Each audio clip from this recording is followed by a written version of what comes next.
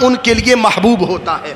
حضرت عمار بن یاسر رضی اللہ تعالیٰ عنہ، آپ کے بارے میں رسول اللہ صلی اللہ علیہ وسلم ارشاد فرماتے ہیں، دو باتوں میں جب اختیار دیا گیا تو عمار بن یاسر نے اپنے لیے سخت بات کو، آزمائش کو، امتحان کو قبول کیا، اسے پسند کیا، آسان بات کو چھوڑ دیا۔ حالانکہ میرے محبوب صلی اللہ علیہ وسلم جب اپنی امت پر کرم نوازی فرماتے ہیں تو آسان بات پر عمل کرتے ہیں تاکہ میری امت کے لیے آسانی ہو، مگر یہاں اہل اللہ کی بات ہو رہی ہے، یہاں متقین لوگوں کی بات ہو رہی ہے، صابرین لوگوں کی بات ہو رہی ہے۔ آزمائش و امتحان کے اندر ظالم حکمرانوں کے سامنے، کفار مکہ کے سامنے کلمہ حق بلند کرنے والوں کی صفات کا تذکرہ ہو رہا ہے۔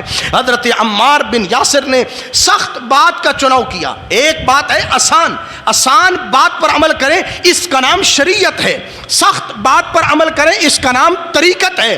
رسول پاک صلی اللہ علیہ وسلم کے اصحاب پر قربان جائیں جو قدیم الاسلام صحابہ علیہ مردوان ہیں، جنہوں نے اسلام کے ابتدائی دور کے اندر جب میرے آقا صلی اللہ علیہ وسلم کی نبوت کے نور کی کرنیں اس وقت مکہ شریف کے لوگوں کے دلوں کو سیراب کر رہی تھیں، جو قدیم الاسلام صحابہ ہیں، ان میں ایک ہستی کا نام حضرت عمار بن یاسر رضی اللہ تعالیٰ عنہ ہے۔ آپ کے دل میں رسول پاک صلی اللہ علیہ وسلم کی محبت، اللہ کے دین کی محبت اس قدر سرایت کر چکی ہے کہ حضرت عمار بن یاسر رضی اللہ تعالیٰ عنہ اپنے لیے آسان رستے کا چناؤ نہیں کرتے، سخت مشکل گھاٹی کا چناؤ کرتے ہیں۔ اس لیے آسان رستوں سے گزر کے جائیں، وہ اجر نہیں ملتا جو تلواروں کے سائے کے نیچے اللہ اجر عطا فرماتا ہے۔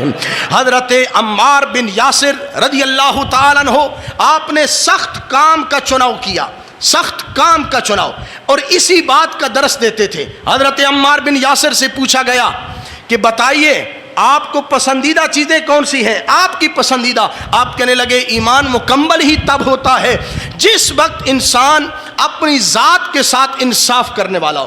انصاف کیسے ہو سکتا ہے کہ اللہ رب العزت کی ذات کو ایک مانا، پھر اللہ رب العزت کے حکم پر سر چکائے؟ یہ انصاف ہے کہ 5 وقت کی نماز پڑھے، روزوں کا حکم ہے روزے رکھے، زکوٰۃ کا حکم ہے زکوٰۃ دے، حج کا حکم ہے تو حج کرے۔ اللہ کی طرف سے اگر جہاد کا حکم آ گیا ہے پھر جان بچا کے نہ رکھے۔ انصاف یہ ہے اپنی جان کے ساتھ کہ اسے قیامت کے دن عذاب سے بچائے، اللہ کی نافرمانی سے بچائے، اپنی گردن کو اللہ کے حکم کے سامنے جھکا دے۔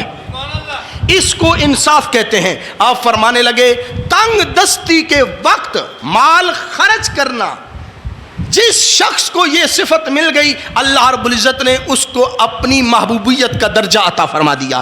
اللہ رب العزت قرآن مجید فرقان حمید میں ارشاد فرماتا ہے الذین ينفقون فی السراء والضراء والکاظمین الغیظ والعافین عن الناس واللہ یحب المحسنین۔ وہ لوگ جو خوشی میں راہ خدا میں مال دیتے ہیں، جو تنگی کے وقت، سخت آزمائش کے وقت راہ خدا میں مال دیتے ہیں، اور جو غصہ پینے والے ہیں، لوگوں کو معاف کرنے والے ہیں، اللہ رب العزت فرماتا ہے جن کے یہ اوصاف ہوں واللہ یحب المحسنین، رب ذوالجلال فرماتا ہے میں انہیں اپنا محبوب بنا لیتا ہوں۔